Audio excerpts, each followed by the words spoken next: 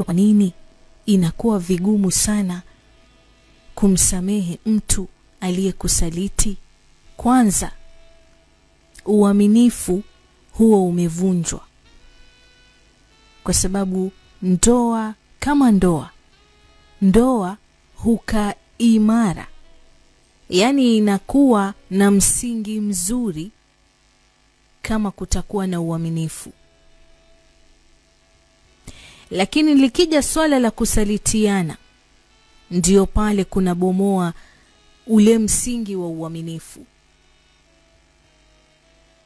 Na mwisho wa siku unamuacha mwenzako aliye mpenzi wako, kila akikaa na wewe akikuangalia anajishtukizia, anajiuliza, yani anakuwa na mashaka, anakuwa na wasiwasi, anakuwa yani kama ambaye mtu anaoga nje vile, kwa sababu hakuna tena ndoa iliyojengwa na msingi wa uaminifu. So uaminifu huwa tayari hapo hakuna, umeshavunjika. Kitu chengine msikilizaji ni maumivu ya moyo pamoja na akili.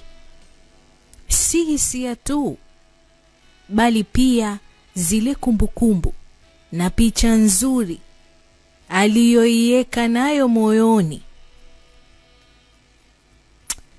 Yani kila akitizama zile kumbukumbu anasema, is he the same person? Is she the same person? Wewe utetemeki.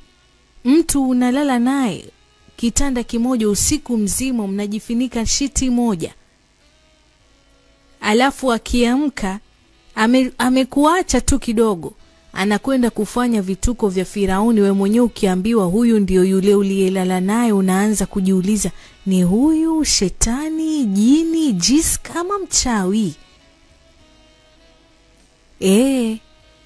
So unamfanya mwenzako anakuwa na maumivu mingi sana.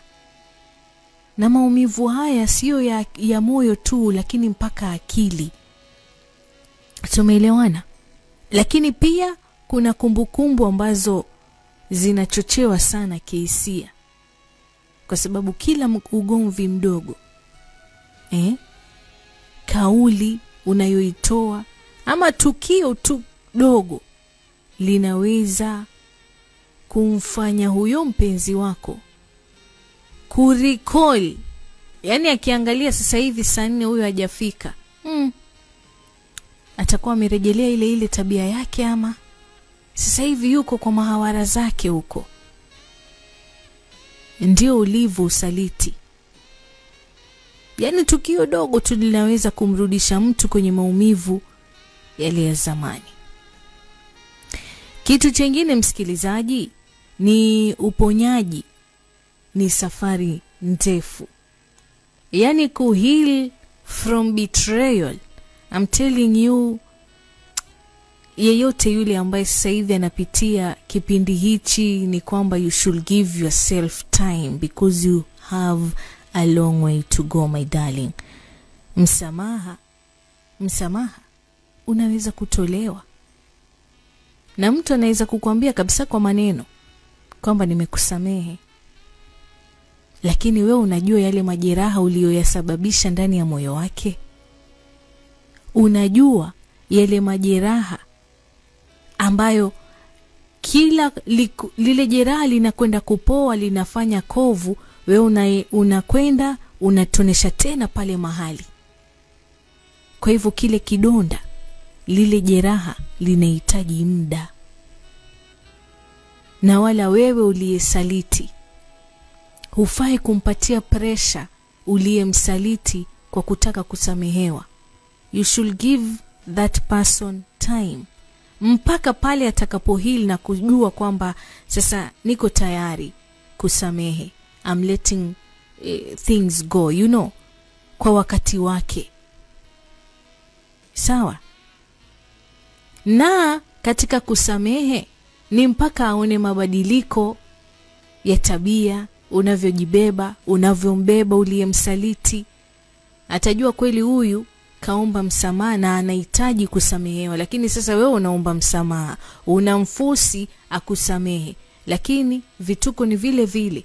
unahitaji kusamehewa ama unaitaka kuonewa huruma? Kwa hivyo jitathmini sana, unaitaka kusamehewa, you should give that person his or her time. Usimpatie pressure. Kitu chengine msikilizaji, ni vitendo ndivyo vinavyojenga tena ile imani. Wazungu walishakwambia jamani, action speaks louder than words. Kwa hivyo kuomba tu msamaha, lakini matendo ni yale yale, hapana. Wewe unaombaga msamaha kila siku unavalia ngozi ya kondoo, haiwezi kabisa.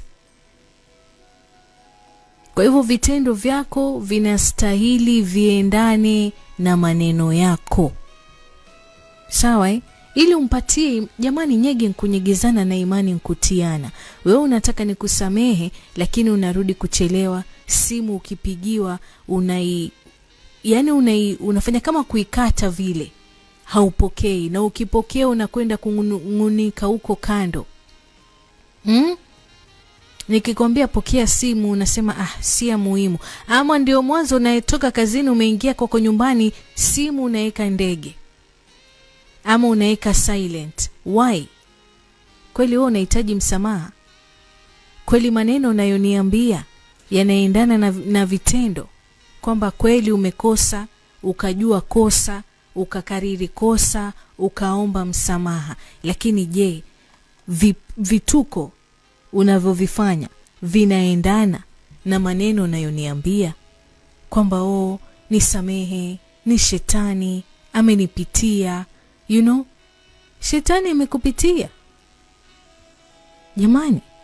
Sawa, amekupitia mara moja, mara mbili, mara tatu, mara nne, mara tano, mpaka inakuwa mazoea, inakuwa ni tabia. Sasa huyo si shetani. Shetani ni wewe mwenyewe. Kwa hivyo jamani, chonde. Ukichagua kubaki baada ya kusaliti ama kusalitiwa, ukubali mchakato mzima wa uponyaji, kwamba unahitaji muda, uvumilivu na uaminifu mpya kila siku.